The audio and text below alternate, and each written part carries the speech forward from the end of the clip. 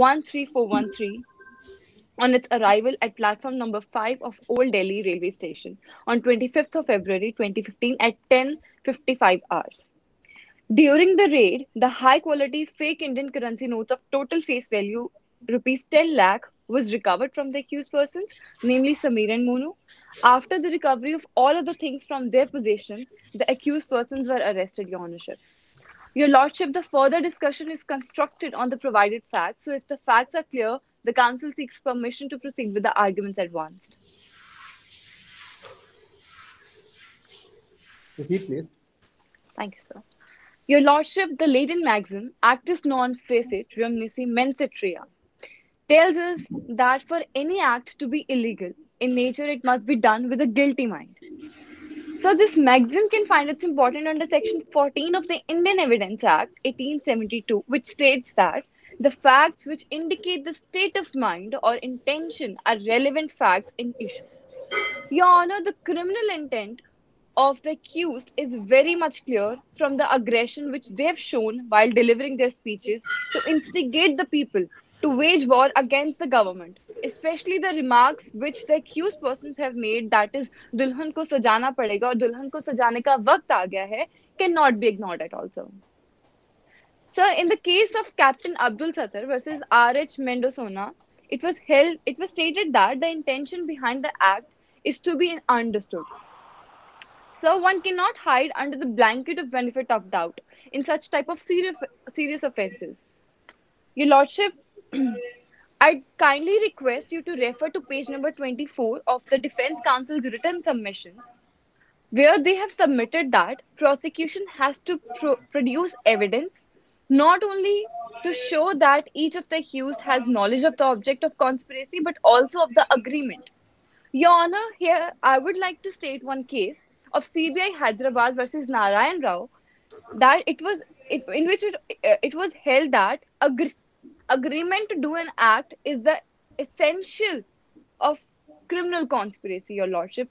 It was stated that direct evidence of conspiracy is rarely available. So it has to be proved on the basis of circumstances only. And in the present case, we have enough circumstantial evidences which shows the malified intentions of the accused persons. Your Honor, here I would also like you to mention that the counsel for the defense has also been trying to mislead the court, as they have stated in their written submission on page number 13 that Sohail, that is A5, was arrested by the local police of 5th of February 2015 in some other case. While it was clearly stated by Iqbal Khan in his statements that only an FIR was registered against that person, and which was later withdrawn by his father. So this statement is a completely false statement to mislead the court, sir.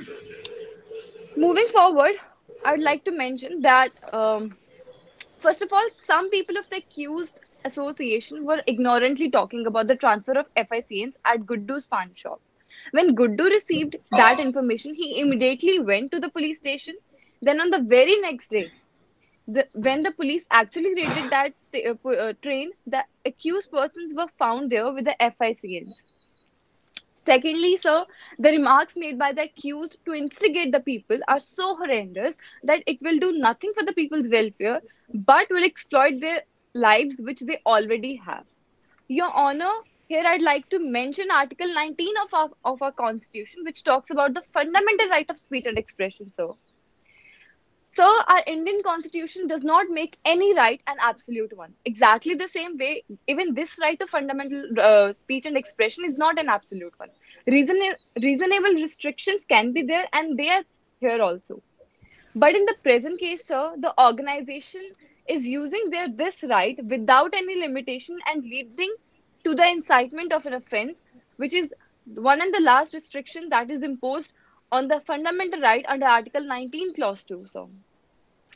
Thirdly, the fact that they all agreed to be a part of an association even after it was declared unlawful, as it went against the sanctions imposed by the law, that is Government of India, which is the lawmaker gives us reason to believe, as per Section 26 of the Indian Penal Code, that all had prior meeting of minds were aiming towards the common objective of going against the law, sir.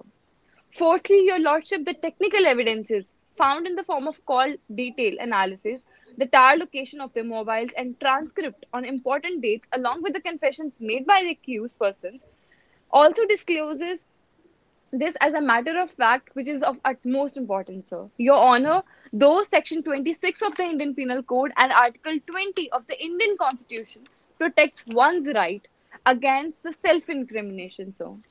But, Your Lordship, it is held in so many cases by our Supreme Court and other honorable high courts that the confessional statements can be admissible if they are corroborated with the circumstantial evidences, sir. Moreover, Your Honor, I request you to refer to page number 25, third point of the Defense Counsel's written submission, which says that the co-accused in this case had no knowledge that the money shall be utilized for a terror attack. Here, what the defense has been trying to prove, as if from the word terror attack, it seems like that they are admitting the guilt of the persons accused in the case. Therefore, it is humbly stated in this code that mens rea, that is the criminal intention, was always there in the accused persons throughout throughout they started their activities. That is, while delivering their speeches, carrying bags of FICN, also depicted through their call records also, sir. Henceforth, the alleged sections against the accused persons are completely appropriate, as the most important element of every crime, that is, the intention, was always there, and therefore the accused persons must be convicted accordingly, sir. Moving forward, Your Lordship, I'd like to state the maxim of ignorantia facti excusat, ignorantia juris non excusat. So it is a Latin maxim, which means that ignorance of a fact is an excuse, but ignorance of law is no excuse. Your Lordship, Samir and Monu were found with 2 bags filled with FICNs, which they haven't disclosed as if why they were carrying it.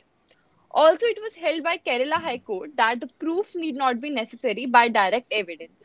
The various circumstances leading to the seizure of forged notes and the manner in which the accused came into possession of those notes. This leads us to think that they had knowledge of such notes. Your Honor, just mere denial of the reason of refusing to state a valid reason for possessing counterfeit does not save the accused person from the charge against 489B and 489C, because mistake of law is no excuse and mere denial is no defense. Since the accused persons were running an organization, so an excuse on their part that they were completely ignorant of the fact that they were carrying FICNs should not be admissible, sir. Therefore, for the security of the nation, these facts must be considered with great caution and awareness. Your Honor, last but not the least, I would like to point out that the Defense Counsel in their written submission on page number 30, so I would like you to refer that. In the last lines, they have said that incriminating evidences could not be recovered as A3, that is Kallu Mama, had destroyed all the evidences. Therefore, Your Honor, nothing is there to argue, as the defense itself is admitting the guilt of having knowledge of terror attack in possession of FICN, although denying the usage of the same. Therefore, it is humbly stated that the accused person should be held liable for commission of offences under Section 120B, which talks about punishment for criminal conspiracy, Section 489B and 489C, which talks about use and possession of forged and counterfeit currency notes or banknotes, Section 121 for waging war or attempting to wage war against the government of India, Section 123 for concealing with intent to facilitate design to wage war, and Section 201 for causing disappearance of evidence of IPC 1860, and Section 16, 17, 18, and 20 of Unlawful Activities Prevention Act 1997. Thank you, Lordship. Your Honor, now I'd like my co-counsel to take the proceedings forward, but before that, I'd like to ask you if there's any question. Yes, Mr. Bhogana. Please. What is the Supreme Court on the point of conscious possession? If somebody is carrying a bag and he says, I don't know what is here, have you read on this, what Supreme Court says? Sir, specifically, I haven't read the judgment that you're talking about. But sir, Section 489B, 489C, sorry, itself says that mere possession is no offense. But if you're possessing some counterfeit currency notes with the knowledge that you're carrying that, that is an offense, sir. And here, what I'm trying to say is that Samir and Monu were the part of an organization. They were quite responsible person as they were the leading personalities of that very organization. So just mere denial on their part that they were unaware about that currency note that they were carrying with them is no defense, sir. Please. One thing I more want to say, Yes, sir. he has completely denied having any knowledge that the currency note are fake. Yes, sir. Is that defense is sustainable? So they have just stated that in their confessional statements that they were unaware of the fact that they were carrying FSCNs with them. But sir, if we also consider other circumstantial evidences, with that, his intentions can be proved that they were completely aware about the fact that they were carrying FSCNs with them. Because if they were carrying a bag, they are not kids that they will just carry. If somebody would ask them to carry something with them, they'll just do that unless there's knowledge. Because being a sensible and responsible people, as they were adults, they must have the knowledge that what are they carrying with them, sir. So that cannot That is be what I'm asking. sustainable. What about the burden of proof, whether upon prosecution or the accused? So Once you specific, have taken this plea with defense that he has no knowledge yes, sir. regarding the counterfeit currency, then where the burden of proof shift? So by proving the criminal intention, I have already, I think, stated this thing that the mens rea was there and they were aware of the fact that they were carrying FSCs with them. Yes, sir. Okay, thank you. Thank you, Lordship. Next speaker. Uh, yes, over to you, Miss Counsel.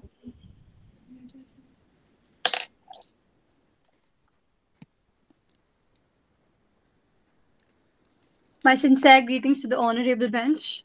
Without any further ado, I'd like to move forward with my argument if the court grants permission thereof. Start. Thank you, Your Honor. Your Honor, the defendants has been violative of Section 16, 17, 18, and 20 of Unlawful Activities Prevention Act, which prosecution will like to prove to the chain of facts established to the investigation and inquiry held by police and the police special cell Delhi and NIA. Your Honor, there was a raid by the special cell of police on the basis of information received by them from Guddu Singh at platform number 5 of Old Railway Station. On search, Monu and Sameer, that is accused 1 and 2, were detained. Their bags had 250 notes of fake Indian currency notes each. Thus, 10 lakh rupees were recovered. FIR was lodged thereof, and Guddu Singh's statements were recorded as per the procedure of Section 161 of CRPC, Your Honor. On further inquiry of accused Monu and Sameer, they revealed that they had procured such amount from Kallu Mama, another suspect of their plan. CFSL report submitted that the notes recovered to be of high quality fake Indian currency notes. Later, as per the confession, Peter was to collect the FICN notes and would have delivered it to Pulwama and JNK. Further confession made were that accused 1 and 2 used to receive consignments of fake Indian currency notes from Kalichak Mata and travel in general coach. I'd like to move forward to the first point I made, Your Honors. They were arrested from general coach of Faraka Express with worth rupees 10 lakh of FICN, which proves the offence charged under 489 BNC of IPC. Thus, by corroborating the statement with the confession made by them, I have proved the charge under 489 BNC, Your Honors. Although Section 25 of Indian Evidence Act bans the admission of confession made in the police custody, Your Honor, however, I'd like your special attention on the principles stated in Section 27 of IEA, that is Indian Evidence Act, that if confession of accused is supported by discovery of fact, then it may be presumed to be true. And because information distinctly relates to the fact discovered, it can be found admissible. Now, that Kallu Maba has been found in the context on the basis of further admissions made by the accused. Kallu Mama used to take instructions from Sahel, that is accused 5, who was planning to carry out bomb blast in Pulwama on Indian Army convoy, and that he was in touch with Lashkar, a very well-renowned terrorist group. Even though the relation couldn't be proved as per the lack of physical evidence and Samir absconding itself, Kallu Mama in his witness statement, though mentioned, Your Honors, I'd like your special attention to the statement that they used to receive funds from across the country of Pakistan and Bangladesh, countries which, by the way, our country is at war at. Why would the countries who are at war with our nation be so supportive and worrisome about an anonymous group of West Bengal, if not for their secret agenda, Your Honors? Hence, establishing some sort of criminal link between the two and putting some sort of sense into the statement of confession by Sankira and Monu. And Your Honors, if you'd see the paradigm set by them, the pattern set by them is that as soon as the inquiry began and names started to come out, he went for search for people. First, he absconded, and later, it was found that he committed suicide. And Sahel still is absconded. Technical evidence shows that whereas Sameer and Monu's mobile location was available in MP and Delhi, Peter's location found to be of Pulwama, although he was a resident of Malda. And it was Peter, as per the confessional statement of Sameer and Monu, who was to take money to Pulwama for the attack they were planning on army convoy. Thus, using Section 27th principle of Indian Evidence Act, I thus corroborate the statement of confessions with the statement of fact as appear by the case. And all this while they were in constant touch with each other, which the defendants has denied, although the technical evidence supports, Your Honors. Although, because of the protection under fundamental right to privacy, corresponding conversation could not be revealed and hence not authenticated under Section 65B of of IT Act, but circumstantial evidence found in the light of confessions, corroborating with the situations and alike thereof, clearly shows them charged under the offences. As per the defense's submission on page number 20, I, Sameer and Monu didn't know that bag we are carrying FIC. Your Honor, as my co-counsel said, that even if possession makes no offense, mere denial of knowledge is no defense. Defense has forgotten the fact that the onus to prove the case is on the one who alleged and not the one who alleges in the case of unlawful activities prevention act. I'd like to move to our memorials, our submissions. Section 16 states punishment for terrorist act. UAPA includes any act that is likely to threaten or likely to strike in people, giving unbridled power to the government to brand any ordinary citizen or activist a terrorist, without these acts being actually committed. Here, understand that the nation's security is at threat, one, but millions of lives at stake, which is why government has been granted the unbridled power. Your Honors, if you'd mention, if you'd see page number 27, the case submitted by the prosecution in unequal SK versus National Investigation Agency, it was stated that even when direct evidence is not found, circumstances are enough to well versed with the state of working of a situation under which accused is held liable. And also, UAPA is imposed when there's threat to the security of the nation. Here, the allegations made are where accused persons were planning a bomb blast against their own country, whereas the problem started by them was with government policy, which clearly shows how they violated the sacramental fundamental right of Article 9. Your Honors, not to forget that Section 17 states punishment raised funds, which has been proven by the admissibility of facts from the statements of Kallu Mama when he stated himself in his witness statement that they used to receive from across the country of Pakistan and Bangladesh, and establishing the link with Sohail and Japan and the link with Lashkar-e-Taiba thus held them accountable under Section 17 of UAPA, Your Honors. Benefit of doubt, Your Honors, should be given to the prosecutor here, and there's lack of physical evidence of any terrorist activity prior to the arrest. But defendants cannot form their argument on the basis of our weakness, because in the case of UAPA, as I mentioned before, the onus to prove the argument is on the one who's charged guilty of it, which is Sameer and others in this case, and not the one who affirms. Government sanctions outrage Sohail and the group as per the witness Iqbal Khan, and even after being declared, and which can be seen from their confessions and from the statements. Your Honors, I'd like to move a point. All have heard of Naxal movement. We've all heard of Mayur's community, which is also banned under the UAPA Act. How it started, Your Honor, their objective was the same. They were against the government policy, the governance-related factor, the socio-economic factor, facilities, and they were against the zamindari system. The organized strength and extreme practice, revolutionary sensitization programs as used by people of West Bengal organization which have been accountable in the current situation. And not to forget that Naxal movement was also started in West Bengal.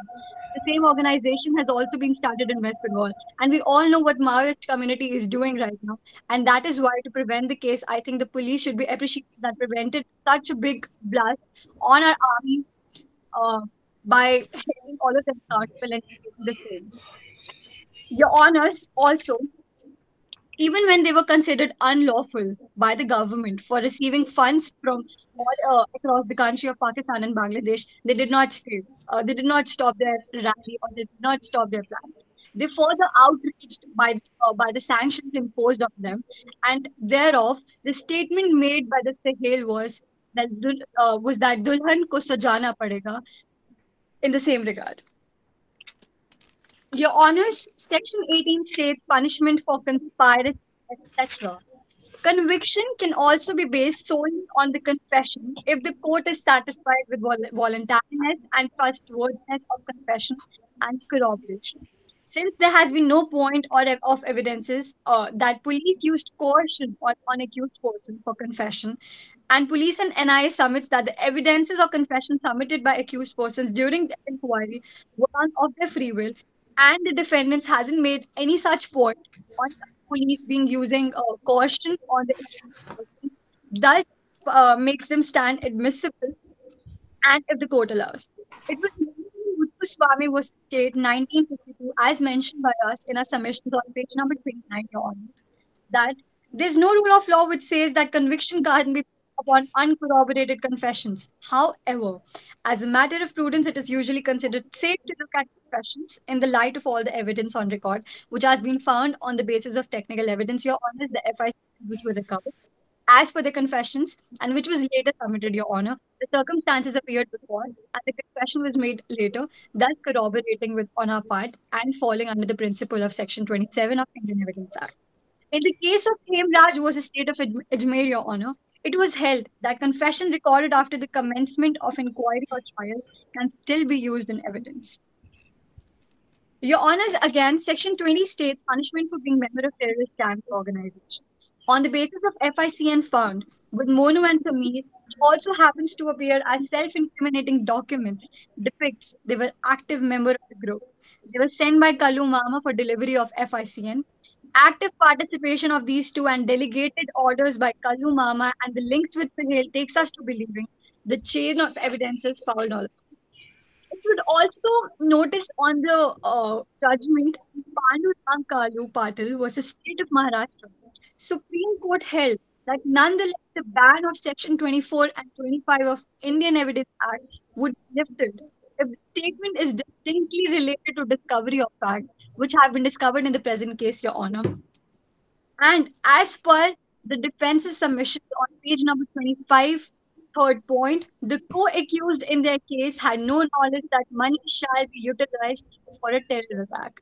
Has the defense just admitted guilty as they have neither denied that they were carrying FICN, and they have said that they had no knowledge that the money shall be utilized for a terror attack, but they are accepting and they are submitting in their written submissions the guilt that they knew that the FICNs were being carried by them and that they didn't know it was being caused or it was being used for a terror attack, that admitting that there was primarily a terror attack organized or being planned by the defendants in the present case, Your Honor. Thus, while submitting, I'd pray in front of the Honorable Court that in the light of issues raised, arguments advanced, and authorities cited, Your Honor, may this Honorable Court be pleased to convict the offender for their misdemeanor under the charges as mentioned above, and in all pass any other order that may be in the interest of justice, equity, and good conscience. Thank you, Your Honors. Any question? One question I want to ask. You Yes, said Your that Honor. there is a conspiracy angle in this case, and I can Yes, Your understand the Honor. circumstantial evidence. That is Right, the call right. record and call locations. Okay.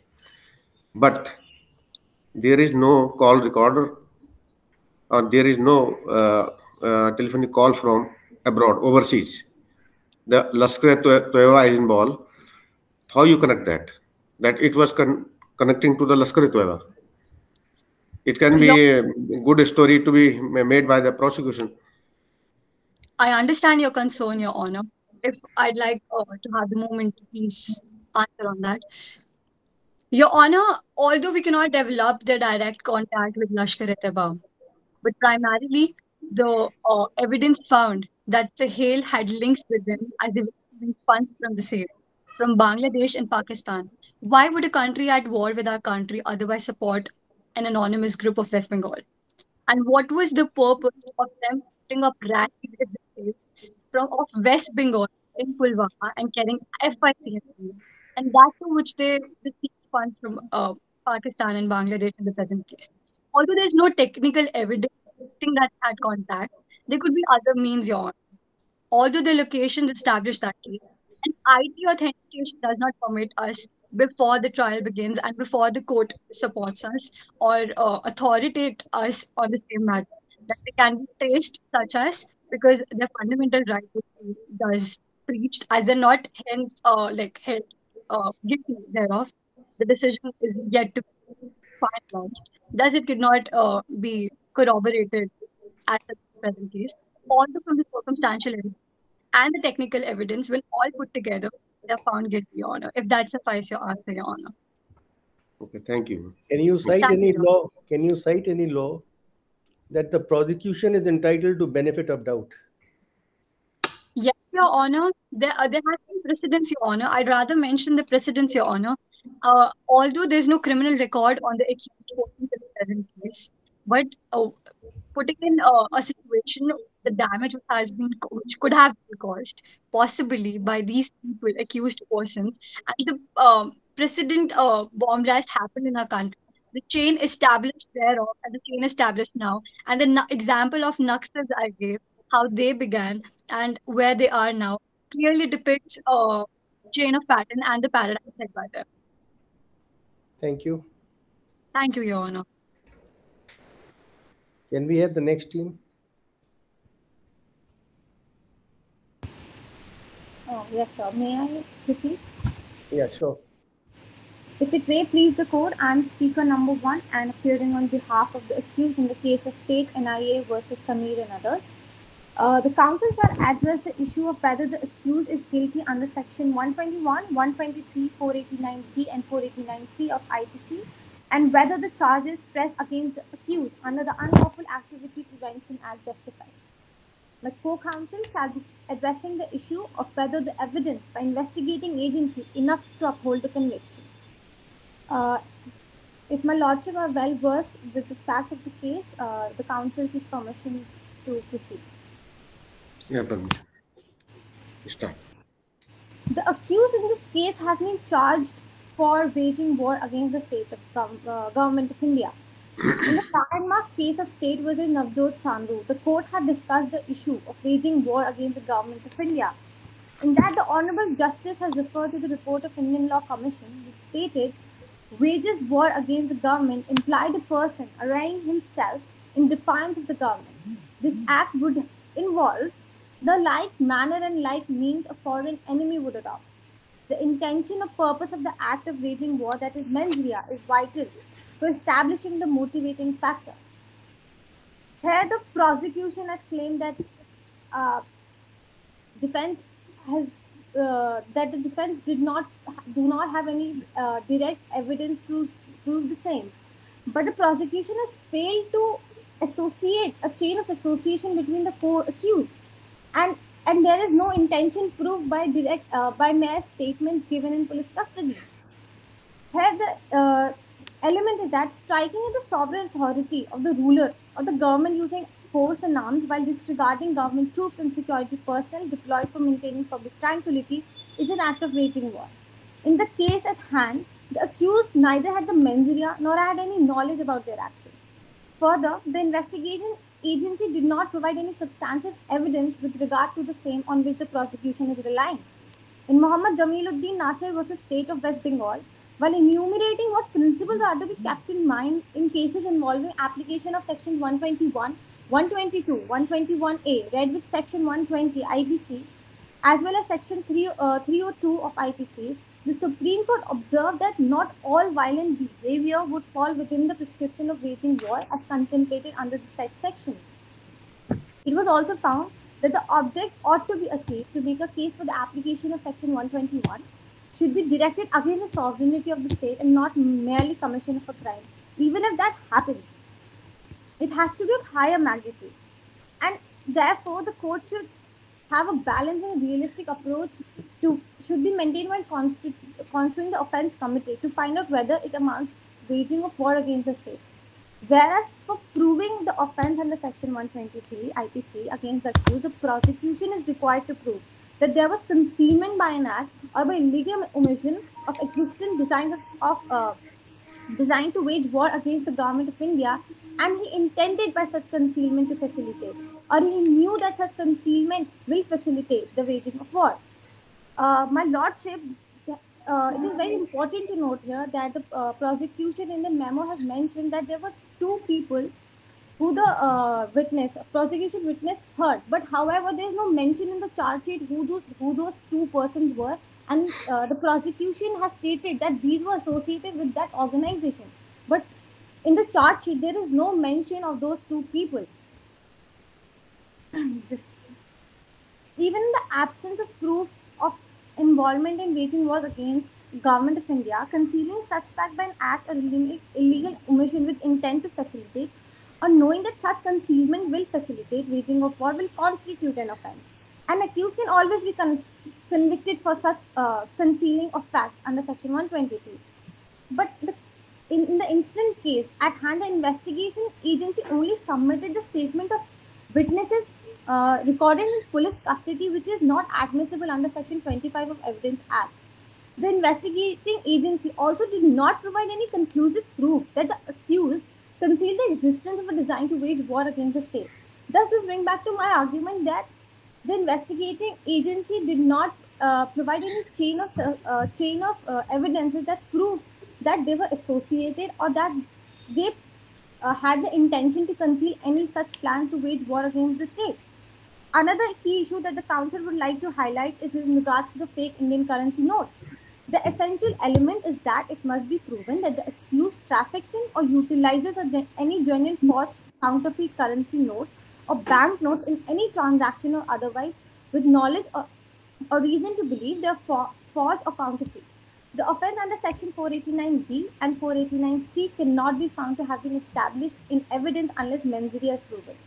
The apex court in Uma Shankar versus State of Chhattisgarh has observed that a pursuit of the provision extracted above show that mens rea of offences under Section 489B and 489C is knowing or having reasons to believe the currency notes or banknotes are forged or counterfeit.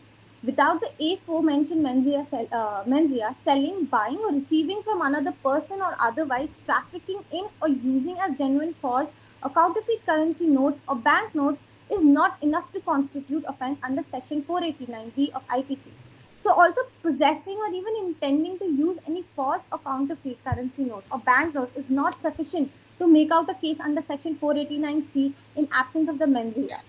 It would be difficult to accept that the notes were used or circulated by the petitioner simply because the accused was not found to be in possession of counterfeit notes of similar denomination from the same series and numbers that were closer to the numbers of the notes detected by the bag.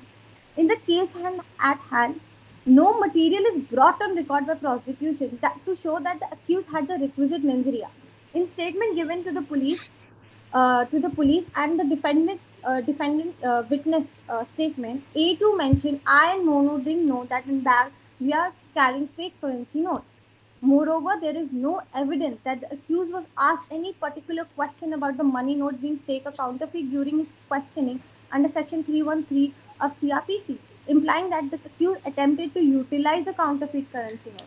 Because there is no evidence on that point, the appellant's conviction under Section 489B of IPC cannot be held. On these facts, the accused cannot be found guilty of the Sections 489B and 489C allegations. The accused counsel asked the court to acquit the accused of the allegations.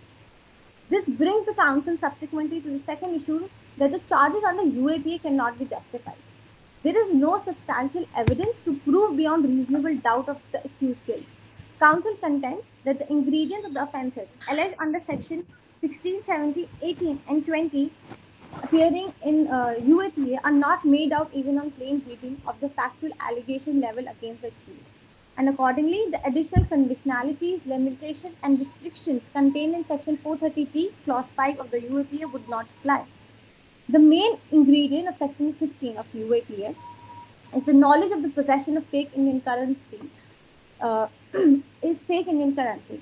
In Umashankar versus State of Chhattisgarh, it was observed that under section 489 B and 489 C, it is that knowing or having reason to believe the currency notes or banknotes are forged or counterfeit.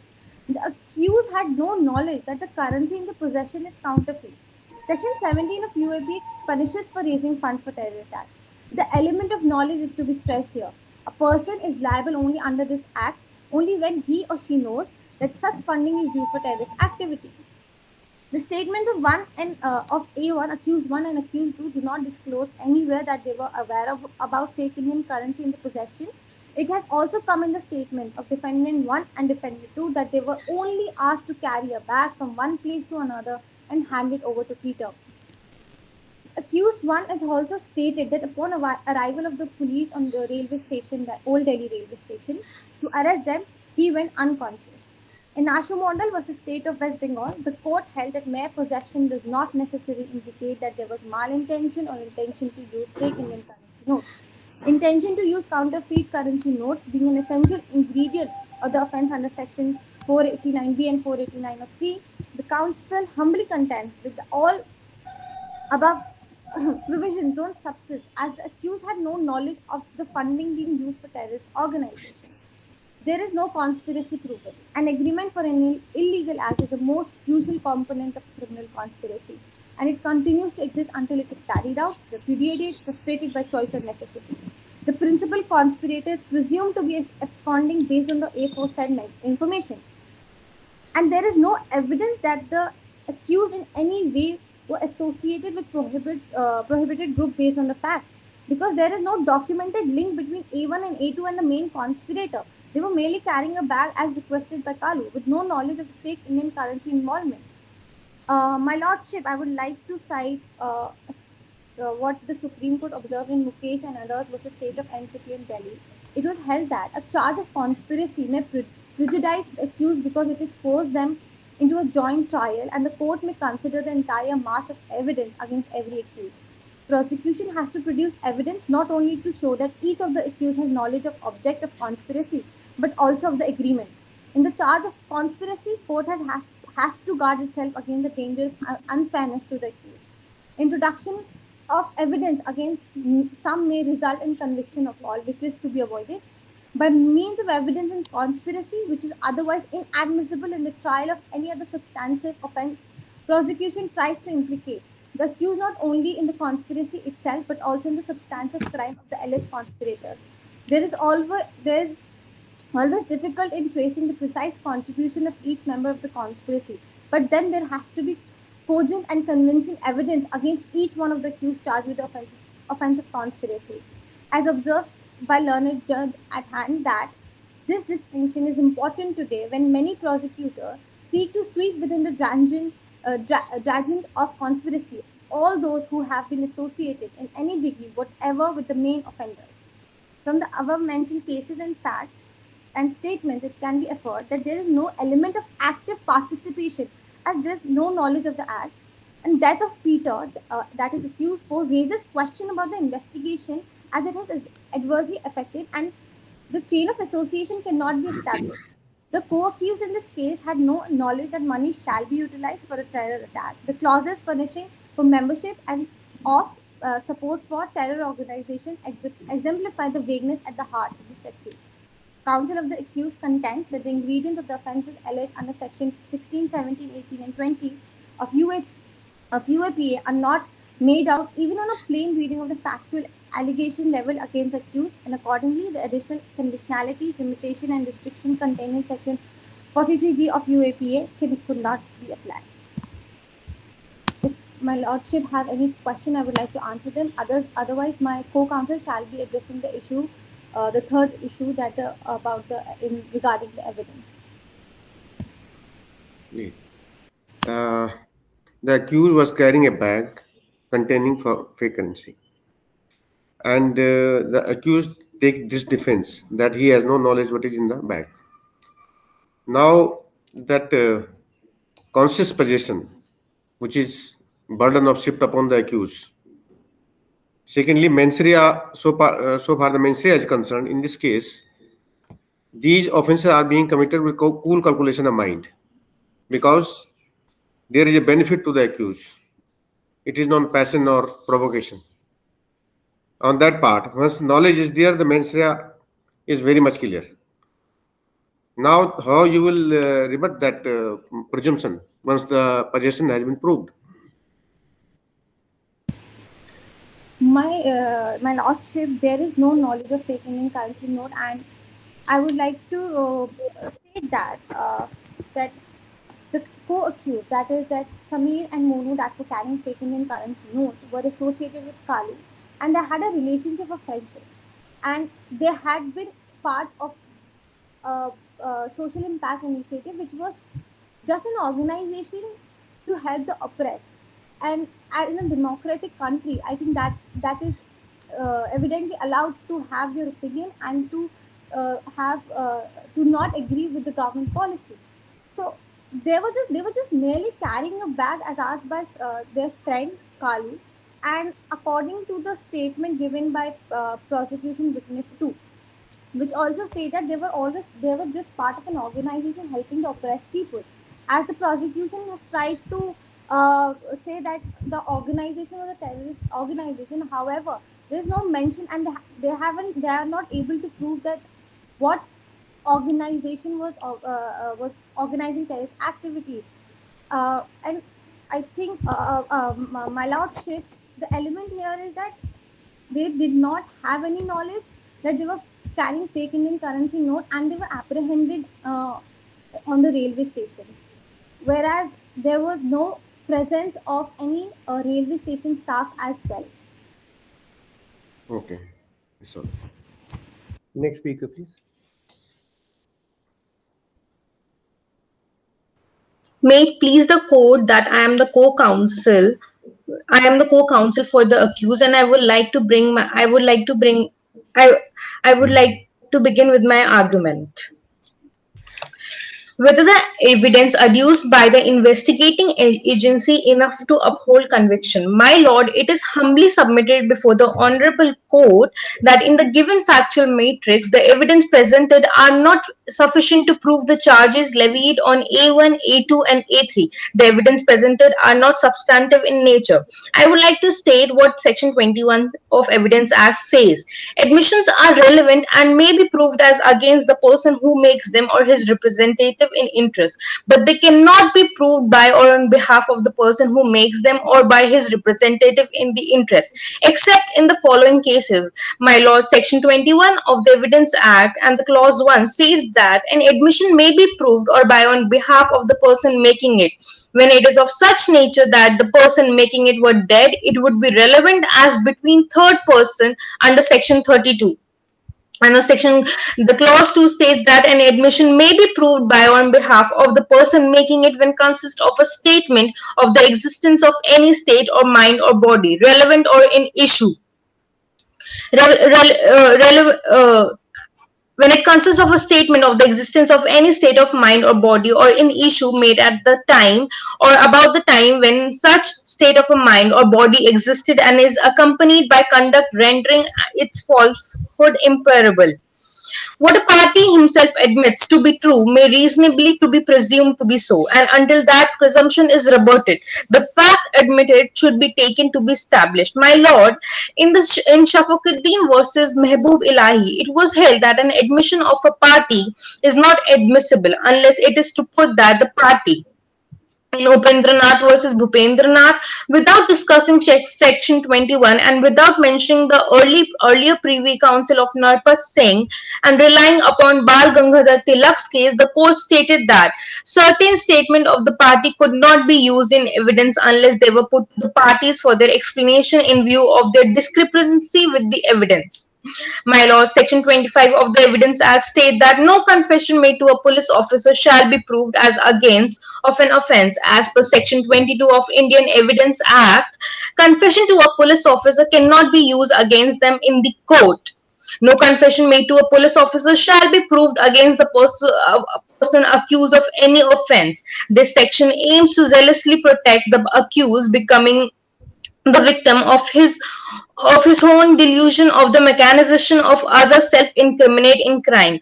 The confession, therefore, is not received with assurance if its source he above and free from the remotest taint of suspicions. My lord, as you can see in Ram Kishan Singh versus Hamid Kumar, the Privy Council and the Honorable Supreme Court have categorically held that the statement recorded under Section 164 CRPC are not substantive evidence. It can be used only to corroborate the statements of the witness to contradict them. And the statement recorded under section 164 of CRPC of A1, A2 and A3 cannot be proved as a substantive evidence. And my third point would be that the chain of circumstantial evidence cannot be established. In the connection Jawaharlal Das versus State of Odisha, the Honorable Apex Court observed as under, no doubt the offence is the shocking one, but the gravity of the offence cannot by itself overweigh as far as legal proof is concerned. Invariably, in such cases, a person last seen with the victim unless otherwise there are circumstances prima facie exonerating them would be the prime suspect, but in the ultimate judicial adjunction, suspicion, however strong, cannot be allowed to take the place of proof. My lord, in Sharad Birichand Sarda versus State of Maharashtra, it was stated that attempting to convict a circumstantial evidence alone, that the court must be firmly satisfied of the following things: the circumstances from which the conclusion of guilt is to be drawn and should be fully established. The facts so established should be consistent only with the hypothesis of the guilt of the accused. The circumstances should be of a conclusive nature and tendency. They should exclude every possible hypothesis for one to be proved. There must be a chain of evidence so complete as to not to leave any reasonable ground for conclusion consistent with the innocence of the accused, and must show that all in human probability the act must have been by the accused. My lord, in a case at hand of circumstances cannot be established, the arrest of A1, A2 and A3, which reveal about the larger conspiracy of terrorist activity, and A5 plan to execute bomb blasts on Indian Army convoy. However, the death of the co-accused A4 had adversely affected the investigation, subsequently affecting to establish a conclusive fact. Also, my lord, the A5 has been absconding with no conclusive information about his whereabouts. The statement of PWT also reveals that it was Kalu Mama who used anti-national slogan in a public gathering against which an FIR was filed. Later withdrawn, it was revealed by PW2 and A5 seemed quite disturbed and stressed to Kalu Mama. The only person communicating with A5 was Kalu Mama and no one else. The statement of Kalu Mama are not consistent and evasive. My lord, it was written in the prosecution memo that during the course of investigation, the house of Suhail was searched number of times, but incriminating substance cannot be recovered as Kalu Mama had destroyed all the evidence. There was no evidence to be found. NIA team found one public witness named Shauraq Khan who claimed that he had seen Suhail, which is A5, on 26, 2015 at about 8:23 a.m. with two persons, i.e. that is Kalu Mama and an unknown person in black kurta pajama. There is no testimony of the Shauraq Khan. And my lord, just like the prosecution said, there is a call log and technical evidence, but they don't have the certificate of 65B. And my honor, I would like to state that if there is no certified B, it is proof that the evidence is not inadmissible. And I would like to come on the third argument, that is hearsay evidence. The term hearsay defines a testimony based on not on direct communication, but what a witness may have heard others say over and out of court conversation. It is a piece of second-hand information as per the definition proved under Merriam-Webster. Hearsay is evidence based not on witness a personal knowledge, but on another statement not made under oath. In simple words, evidence that is given by a person who was heard from another person is hearsay evidence. My lord, in the case of Kalyan Kumar Gogoi versus Ashutosh Agnihotri, while elaborating on the concept of hearsay, it was observed that the term hearsay is used with the reference to what is done for written as well as to what is spoken. And in its legal sense, it denotes that the kind of evidence which does not derive its value solely from the credit given to the witness himself, by which rest also in part on the veracity or competence of other person. My lord, in the case of Rabindranath Thakur versus Union State of India by Patna High Court, evidence of a statement made to a witness by a person who is not himself called as a witness may or not be hearsay. It is hearsay and inadmissible. My lord, here in our case, the A1, A2 had heard from Kalu Mama that A5 was going to execute a terrorist attack. They had no direct contact with A2, where the statement PW2 indicates the skeptical relationship between A3 and A5. Secondly, no incriminating evidence could not be recovered from A3 as the evidence was all destroyed. My lord, if you're satisfied with my argument, I would like to proceed with the prayer. Well, we don't have to tell you whether we are satisfied. We've heard you patiently. You may proceed with your prayer. In the light of issues raised, arguments advanced, and authorities cited, the Council of the State humbly prays that the Honorable Court be pleased adjudge, hold, and declare the accused 1, 2, 3 be acquitted of Section 120B, 489B, 489C, Section 121 and Section 123, and Section 201 of IPC, and Section 16, 17, 18, and 20 of Unlawful Activities Prevention Act 1967 as amended. The accused 1, 2, 3 be acquitted under Section 16, 17, 18 and 20 of Unlawful Activities Prevention Act as amended, and pass any order, direction, or relief that it may deem fit in the best interest of justice, fairness, equity, and good conscience. For this act of kindness, the shall forever pray. Thank you. Yes, Mr. Bhavana.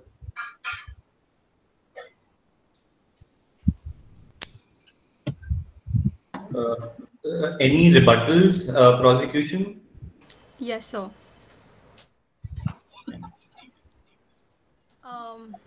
May I begin with the rebuttal, Your Honor? Yeah, please.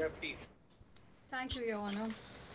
So, Your Honor, on one hand, defense is admitting destruction of evidence by Kallu Mama. Secondly, as per the submission, written submission, page number 25, third point, the co-accused in their case had no knowledge that money shall be utilized for a terror attack. They did not just admit the guilt of a terror attack, they admitted the knowledge thereof, thus putting contradictory statements to the arguments made thereof by them. How high a magnitude is the Council of Defendants seeking? Commission of actual crime? And what is the connection between oppressed class of West Bengal being represented in Pulwama if it was for a rally as they have submitted? Your Honor, also, summing up my argument, I'd say defense has been taking shadow under the lack of physical evidence found by the police and NIA, whereas onus to prove accused not guilty has nowhere been provided by them, thus failing to establish their case, and we cannot let go their written submission and the statement they just said where they admitted the guilty of accused persons in the present case, Your Honors. And why, last but not the least, why would the accused answer himself about FICN if not asked by police officers? Your Honor, that was all for my rebuttals. If any questions? It's okay. Thank you. Thank you, Your Honors. Rebuttal from the other side? No.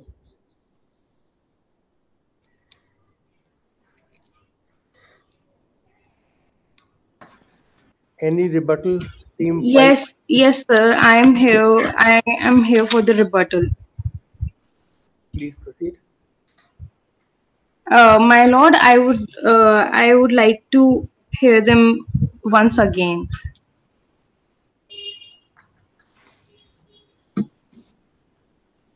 That's a very unfair request coming from you. Okay, my lord. I'm really sorry about that. I shall just begin. I'm really sorry for that. My lord, as they are saying that we are accepting that we are accepting, I would like to say that we are not accepting anything, and I would like to say that there are no evidence, there are no CCTV footage, there are no independent witness, and if they are saying that there are independent witness, then there have been no search of the independent witness. And according to the 65B, my lord, and according to the 65B, they don't have the technical records. They don't have the technical records.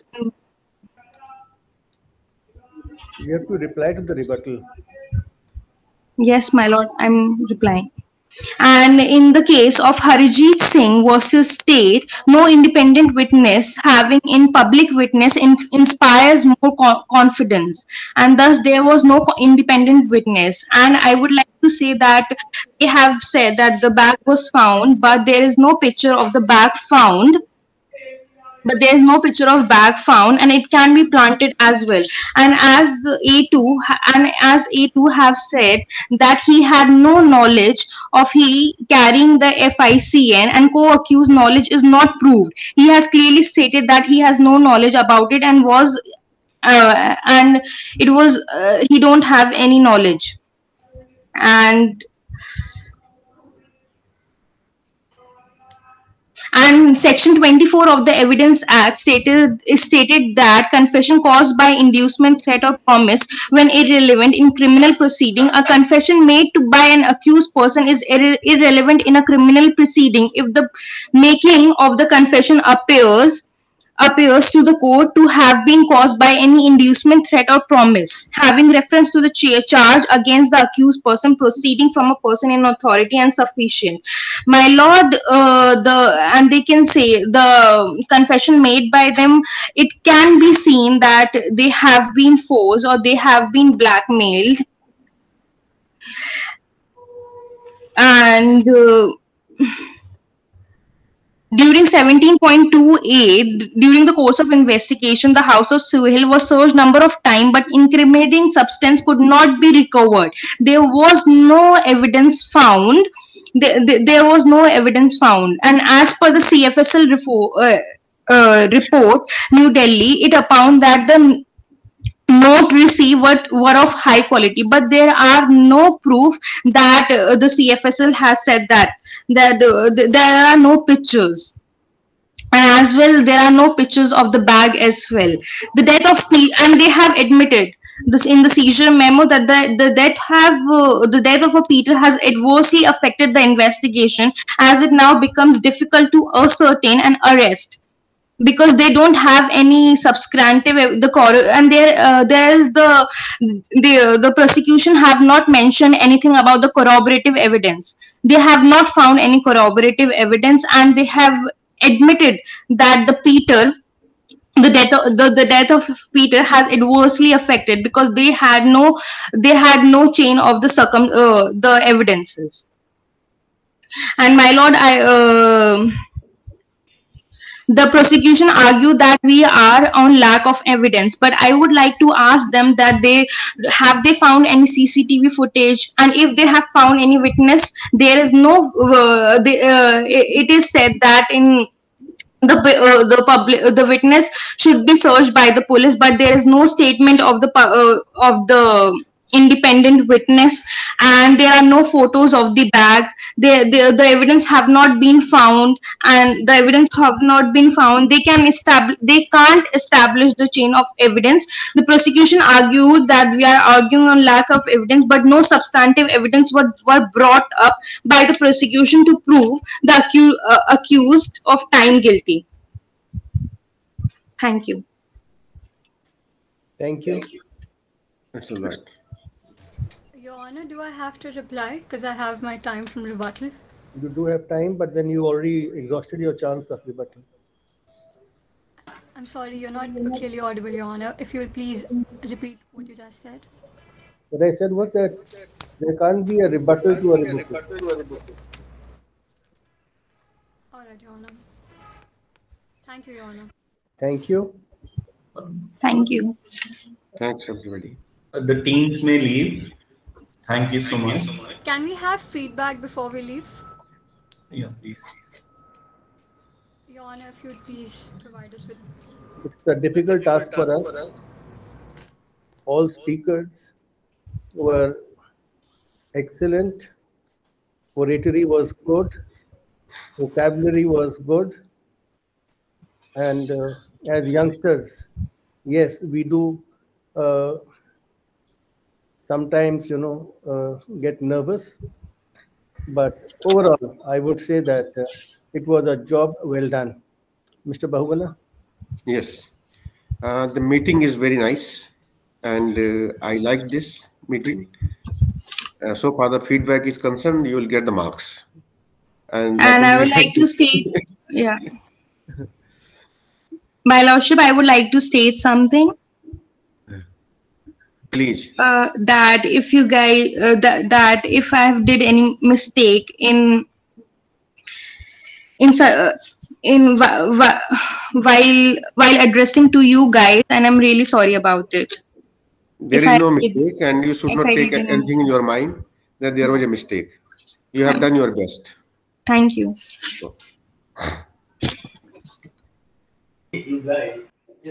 Thank you so much. The teams may leave. The judges can discuss, can stay, and if they want to discuss, they can discuss. So the teams may leave.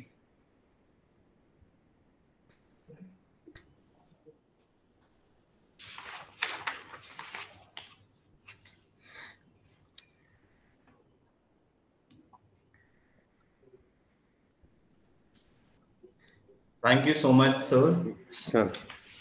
I think Mr. Bahuguna and I can discuss the marks. You can, bilkul, sir. What do you say, Mr. Bahuguna? Or you want to submit separately and I submit separately?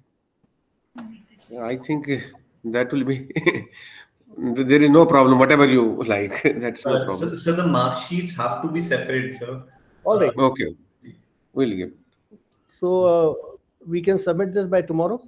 No, sir. We have to do it now. Because, okay, today itself. Because thodi der mein, sir, there's a second round which is starting at 11:30. So that's we have to reveal the. How do I communicate the marks? So you can send it by WhatsApp also. जो मैंने आपको pro forma send किया है sir, आप उसमें या तो आप ऑनलाइन भी फिल कर सकते हो या तो आप उसकी प्रिंट आउट करके फोटो खींच के भी आप भेज दो. WhatsApp किस नंबर पे करूं? मैं sir I'll just send you a hi on WhatsApp. Yeah, you send it and I'll do it. I've already. Ravindra ji के नाम से है ना WhatsApp? Please sir. मेरे पास जो WhatsApp है रविंद्र जी के नाम से है ना? हाँ जी. मैं आपको भी दोबारा से भेज देता हूँ. वैसे तो वही है marking pro forma sir. I can send it again to you. ठीक. No, I have the marking performer. I've completed in 5 minutes. Please sir. Thank you so much. Thank you. Okay, thank you. Thank you.